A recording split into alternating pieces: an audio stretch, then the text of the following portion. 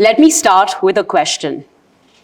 If a machine can now write code, debug software, generate research summaries, and even design prototypes, what exactly are engineers supposed to do?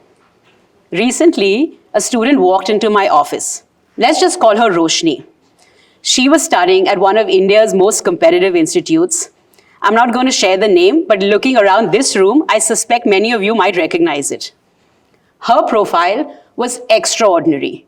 She was top 2% of her class. She had multiple internships. She had had leadership roles across campus. She had the kind of resume that would make both parents and LinkedIn swell with pride. But when we started speaking, she seemed anxious. Her first question to me, will AI take my job before I even graduate? A few years ago, this question seemed like the premise of a sci-fi film. Today, it's the reality we all face. Her question is what my talk is about. Not whether AI matters. We already know AI matters. But what happens to our jobs when we inhabit an AI-native world?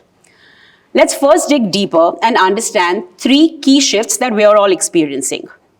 First shift, AI is becoming infrastructure. For decades, technology was merely a tool, an aid you picked up when you needed it. A calculator, a spreadsheet to pay out monthly expenses, a search engine, but AI is different. AI is not just a tool, AI is an infrastructure, like electricity, like the internet. And once a new infrastructure arrives, it brings with it a systemic shift. There is no competitive advantage in simply having access to the infrastructure. It is open to all. The winners are the ones who understand how to build on top of the infrastructure. History is replete with many such incidents. When electricity was invented, the winners weren't the ones who understood how circuits work. They were the ones who'd redesigned factories to optimize for electricity.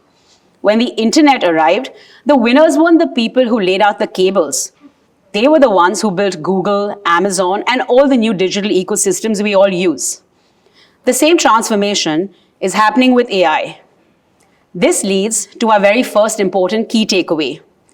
Using AI will not differentiate you. Designing systems that use AI will. The second cognitive shift, cognitive leverage.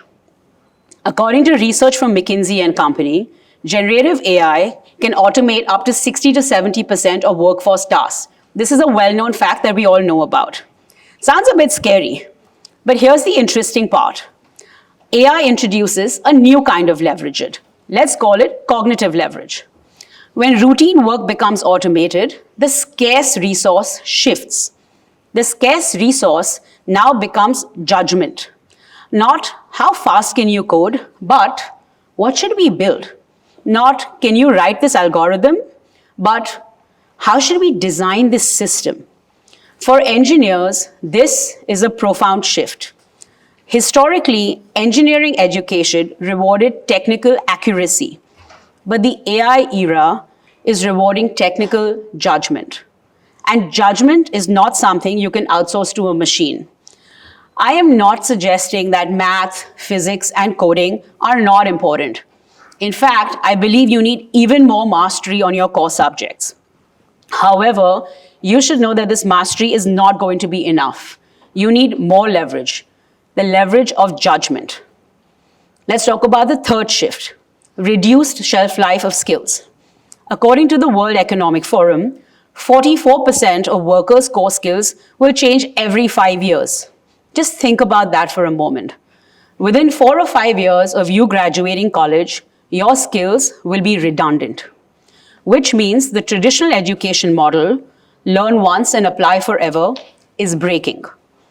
Graduation used to signal the end of formal learning. Today, it marks the beginning of a long upgrade cycle of your skills. In the AI era, the most valuable engineers will not be the ones who know the most. They will be the ones who adapt the fastest. Or put differently, your career will be determined less by what you know today and more quickly by how you update your skills for tomorrow. So let's recap the 3 trends we spoke about. 1, AI is an infrastructure. 2, the AI era rewards for technical judgment, not just accuracy. And 3, the winners will be the ones who adapt the first. Now, with this context being established, let's go back to Roshni's question. What happens to your job when you graduate in the AI era? Over years of advising students and professionals globally, I've developed a simple algorithm. Let's call it the algorithm of aspiration. It rests on 4 variables: P for purpose, A for adaptability, C for curiosity, and T for technology. PACT. That's right. Let's all make a pact with the future and let's dive deeper into each variable. Purpose. Yes, AI does optimize for efficiency, but humans optimize for meaning. AI can recommend content, but it cannot decide what ideas are worth spreading. AI can optimize for logistics, but it cannot decide what kind of world we should build. Engineers today sit at a remarkable intersection. You are not just writing code. You are shaping economies, healthcare systems, education. And that means the most important question you ask in your career may not be, can we build this? But rather, should we build this? So build with a purpose, build towards a purpose. A, adaptability. Your generation will likely experience 5 different careers. I said careers, not jobs. Entire new industries are going to emerge that still do not exist. The most valuable skill, therefore, will not be mastering one domain. It will be mastering reinvention. Your parents climbed a corporate ladder. Your generation is going to navigate something closer to a corporate jungle gym. Sideways moves, unexpected pivots, new fields entirely.